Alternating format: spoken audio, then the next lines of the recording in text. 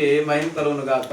ప్రియమైన సహోదరులారా, సమూయేలు గ్రంథము 25వ అధ్యాయము మనము ధ్యానం చేసుకుందాం. సమూయేలు మృతి నొందగా ఇశ్రాయేలీలందరూ కూడుకొని అతడు చనిపోయాడని ప్రలాపించుచు రామాలున్నానున్న అతని ఇంటి నివేశములో అతని సమాధి చేసిన తరువాత దావీదు లేచి పారాను అరణ్యమునకు వెళ్ళిపోయాడు. దావీదు ఎక్కడ ఉన్నాడు? ఇప్పుడు అరణ్యంలో ఉన్నాడు. పారాను అనేటువంటి అరణ్యము, జీపు అనే అరణ్యము, కర్మేలు అనేటువంటి ప్రదేశము. అలాగా ఆయన ఒక అరణ్యాలకు వెళ్ళిపోతూ ఉన్నాడు. ఎందుకు వెళ్ళాడు దావీదు అంటే, ఆ దేశాన్ని పరిపాలించినటువంటి ప్రధానమంత్రి ఆయన్ని పట్టుకోమని ఆర్డర్ ఇచ్చాడు. కాబట్టి తరుముతూ ఉన్నారు ఆయన భూమి మీద ఉంచొద్దు అని చెప్పడానికి. కాబట్టి ఇక్కడ పారాను అరణ్యమునకు వెళ్ళిన. అయితే అక్కడ కర్మేలు అనే ప్రాంతం ఉంది. ఆ కర్మేలులో మయోను నందు ఆస్తి గలవాడు ఒకడు కాపురం ఉండెను. ఎవరున్నారండి? ఎవరున్నారు కర్మేలు ప్రాంతంలో? ఆస్తి గలవాడు. ఎంత ఆస్తి ఉందట? అతడు బహుభాగ్యవంతుడు. ఎంత భాగ్యవంతుడు? బహుభాగ్యవంతుడు. రామాలో ఉన్న అతనికి 3000 గొర్రెలు ఉన్నాయి, 1000 మేకలు ఉన్నాయి. ఎన్ని గొర్రెలు ఉన్నాయిరా? 3000. 1000 మేకలు ఉన్నాయి. అంటే 1000 మేకలు అంటే ఎంత ప్రదేశం తెలిసి ఉండాలా? 3000 గొర్రెలు అంటే ఈ స్థలం అంతా సాలదు. ఇక ఈ చివరి నుంచి వినండి, ఆ చివరి వరకు ఒక 100 ఎకరాల తోట ఉండాలా, స్థలం ఉండాలా, యార్డ్ ఉండాలా. ఆ యార్డ్లోనికి 3000 గొర్రెలు, 2000 మేకలు పట్టేటంత స్థలం ఉంది ఆయనకి. అంత ఆస్తిపరుడు. అతడు కర్మేలులో తన గొర్రెల బొచ్చు కత్తిరించుటకై పోవుచుండెను. అతని పేరు నాబాలు. అయితే ఈ కర్మేలు ప్రాంతంలో, ఇశ్రాయేలు దేశంలో కర్మేలు ప్రాంతం ఉంది. ఈ కర్మేలు ప్రాంతంలో గొర్రెల బొచ్చుని కత్తిరిస్తూ ఉంటారు వాళ్ళు. ఎందుకు కత్తిరిస్తారంటే గొర్రెల బొచ్చు అమ్ముతారు వాళ్ళు. మనం దేనికి పెంచుకుంటాం? సమయంలో మనం దేనికి పెంచుతాము? మాంసానికి. అలాగే ఆవులైతే పాలకి, గొర్రెపోతులు, మేకపోతులు, కోళ్ళు అయితే మాంసం తింటాం. కానీ ఇశ్రాయేలు దేశంలో గొర్రెలు పెంచేది మాంసానికి కాదు. వాళ్ళు తల వెంట్రుకలు కట్ చేస్తారు. ఇంత పొడవు తల వెంట్రుకలు వస్తాయి. ఇక ఈ తల ఇలా జారిపోద్ది. గొర్రె బొచ్చి బీప్ మీద నుంచి నేల వరకు జారిపోద్ది. అంత తల పెరుగుతుంది. 6 మాసాలకు 6 నెలలకు 6 నెలలకి. మనం ఎలాగైతే మంగళ షాప్కి వెళ్ళి కటింగ్ చేసుకుంటామో అలాగే అట్లా కటింగ్ చేసి ఆ గొర్రె బొచ్చుని కట్టలు కట్టి మళ్ళీ బయటకు అమ్ముతారు. కొన్ని లక్షల రూపాయలు వస్తాయి వాళ్ళకి ఆదాయం. తెలుసు కదా. అయితే అతని పేరు ఏం పేరు? నాబాలు. ఏం పేరు? నాబాలు. అతని భార్య పేరు అబీగయాలు. ఏం పేరు? అబీగయాలు. రాయ్ ఉత్సాహ వాక్యం వినండి, చక్కగా వినండి. ముందు ఏం పేరు? ఆ భార్య పేరు అబీగయాలు. అతని పేరు నాబాలు. నాబాలు భార్య పేరు ఏం పేరు? అబీగయాలు. ఈ స్త్రీ సుబుద్ధి గలదై. చూసా, మంచి బుద్ధి ఉందట. రూపసి అయి ఉండెను. ఎలాంటిది? రూపసి, మంచి అందంగా ఉంటుందట ఆవిడ. తర్వాత ఆవిడ ఎంత మంచిదంటే చాలా సుబుద్ధి, మంచి బుద్ధి, మంచి గుణం కలిగినటువంటి, అందరినీ కూడా ప్రేమతో చక్కగా మాట్లాడేటువంటి గుణం కలిగినటువంటిది. చాలా మంచిదాయి అలా ఆవిడ. అయితే శరీరం పెట్టి చూడగా నాబాలు మోటువాడును దుర్మార్గుడునై ఉండెను. శరీరం పెట్టి చూస్తే ఎలా అంటున్నాడు? నాబాలు దుర్మార్గుడు, మూర్ఖుడు, అస్సలు ఊడి మాట ఎండో, మొండివాడు, మోటువాడు, దుర్మార్గుడు. చూసావా?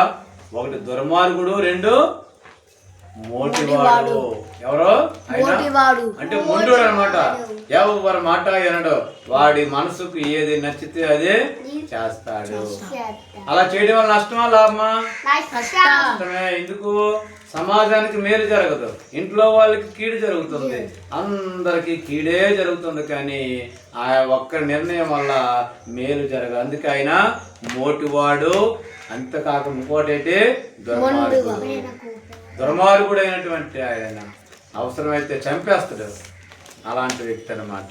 అయితే ఈ నాబాలు మోటివాడు, దుర్మార్గుడై ఉండిన అతడు కాలేబు సంతతి వాడు.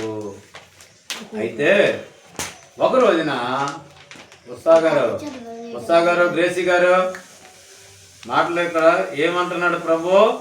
నాబాలు ఒకరోజు గొర్రెల బొచ్చు కత్తిరి వేయించుచున్నాడని అరణ్యంలో ఉన్న దావీదుకు విన్నాడు. దావీదు ఎక్కడ ఉన్నాడు? అరణ్యంలో ఉన్నాడు. ఏ అరణ్యము? పారాను అరణ్యము. పారాను ఎక్కడ? వెరీ వినండి. పారాను అరణ్యంలో ఉన్నప్పుడు ఆయన విని పండుగ చేస్తున్నాడు ఈయన, అయితే ఇదంతా అమ్ముతాడు కదా, మీరు వెళ్ళి ఆయన దగ్గర 600 మంది పనులు ఉన్నారు. ఎవరి దగ్గర? దావీదు దగ్గర ఉన్నారు సైన్యం. మరి మన అరణ్యంలో ఉన్నాం కదా, ఈ పండుగ తింటున్నాం కదా, అలా కాదు, మనము ఒక 10 మందిని పిలిచి 10 మందిని ఆయన దగ్గర పంపించి అంటున్నాడు, మీరు ఆ భాగ్యమంతుడి దగ్గరికి వెళ్ళి నా పేరు చెప్పి కృష్ణుని ప్రశ్నలు అడగండి. ఎవరి పేరు చెప్పమన్నాడు? దావీదు పేరు. క్వశ్చన్ కాదు, కుశల ప్రశ్నలు. బాగున్నారా? మీరు బాగున్నారా? మీ ఆవులు మేకలు బాగున్నాయా అని మంచి మాటలు అడగమంటూ ఉన్నాడు. మీరు ఎప్పుడైనా ఎవరైనా కనపడితే ఏంటంటారు? బాగున్నారు అడుగుతారా? ఫోన్లో ఏమని అడుగుతారు? నాబాలు బాగున్నావా అని అడగాలట. మీరు ఫోన్ చేసి మీ మామయ్య చేసినప్పుడు ఏమని చెప్తారు? మావయ్య బాగున్నావా, తాతయ్య బాగున్నావా అంటారంటారా? కుశల ప్రశ్నలు తవి. ఏం ప్రశ్నలు? కుశల ప్రశ్నలు. మీరు ఫోన్ చేయగానే సమీర్ అంటది, ఉత్సాహం అంటాడు, గ్రేసీ అంటది, మావయ్య బాగున్నావా అంటారు. మాయకి చేసి వాళ్ళ అత్తకు చేసి, ఆ తర్వాత ప్రవీణ్ చేసి అందరికీ, తర్వాత ఉత్సాహం సమీర్ తాతకు చేసి మీరు బాగున్నారా అలాగ అడిగినట్టుగా నా పేరు చెప్పి కృష్ణుని ప్రశ్నలు అడగమన్నాడు. ఈయన ఎవరో కర్మేల్లో ఉన్నటువంటి నాబాలకి తెలుస్తుందేమో అని అడిగాడు.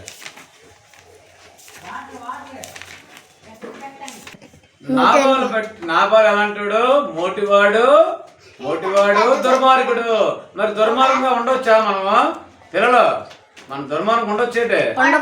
మంచి మాట్లాడాలి, మంచి పనులు చేయాలి, మంచిగా ఆలోచించాలి మనందరం కూడా.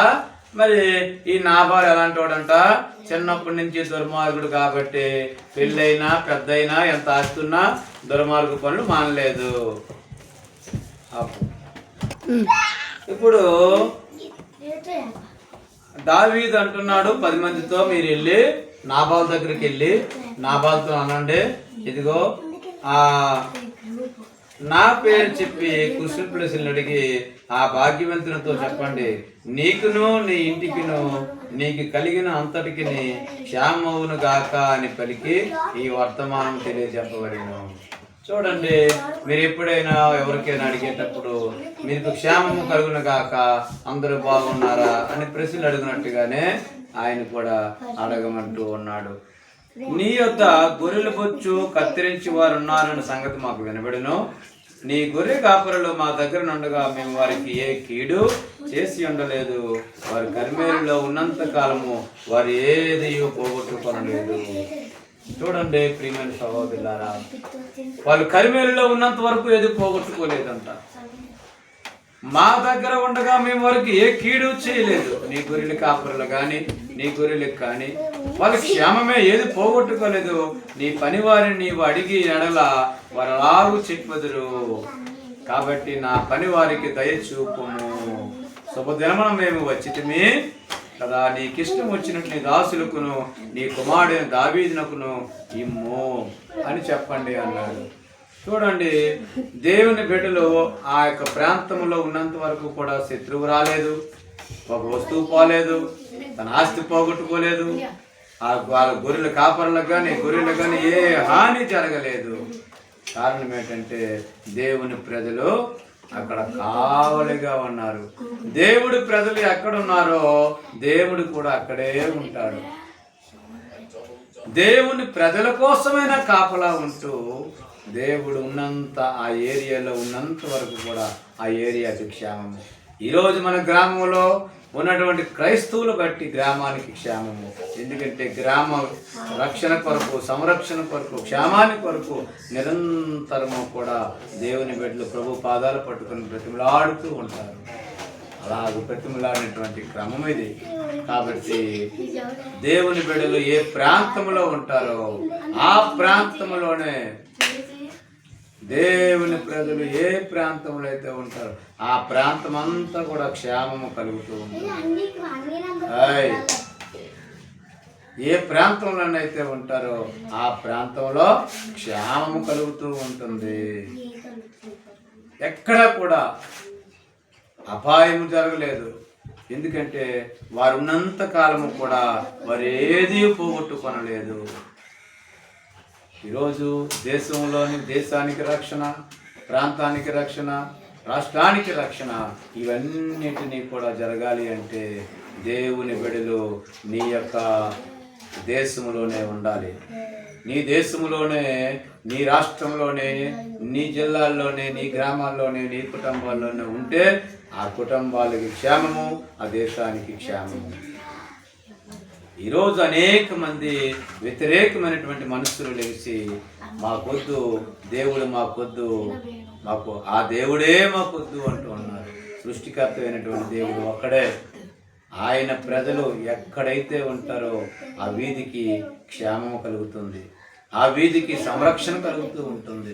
ఎందుకంటే ఆ వీధి రక్షణ కొరకు, ఆ వీధి బ్లెస్సింగ్స్ కొరకు, క్షేమం కొరకు నిరంతరం కూడా వాళ్ళు విజ్ఞాపన చేస్తూ ఉంటారు. అంచేత ఆయన అంటూ ఉన్నాడు కదా, మరి నువ్వు మంచి శుభదినం వచ్చావు, నువ్వేదైనా నీ దాసులకి ఇవ్వచ్చు కదా అని అడిగితే అప్పుడు ఆయన అంటూ ఉన్నాడు కదా, యెషై కుమారుడు ఎవడు? తమ యజమానులను విడిచిపోయిన దాసులు ఇప్పుడు అనేకులు ఉన్నారు.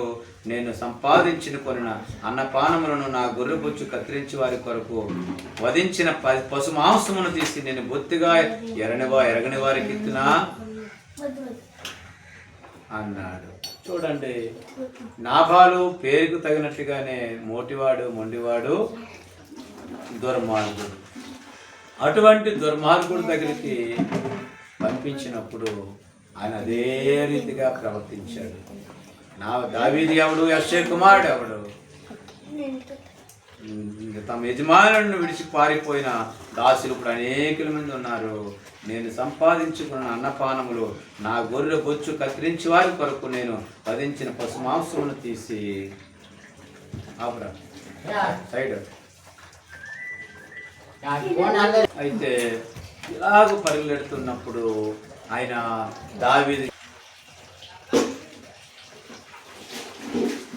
దేవుని దాసులు, దేవుని ప్రజలు ఆ ప్రాంతంలో ఉండగా ఆ ప్రాంతానికి క్షేమము కలుగుతుంది. ఆ ప్రాంతమంతా కూడా సస్యశ్యామలంగా ఉంటుంది. దుష్టుడు రాలేడు, ముట్టుకోలేడు. ప్రియమైనటువంటి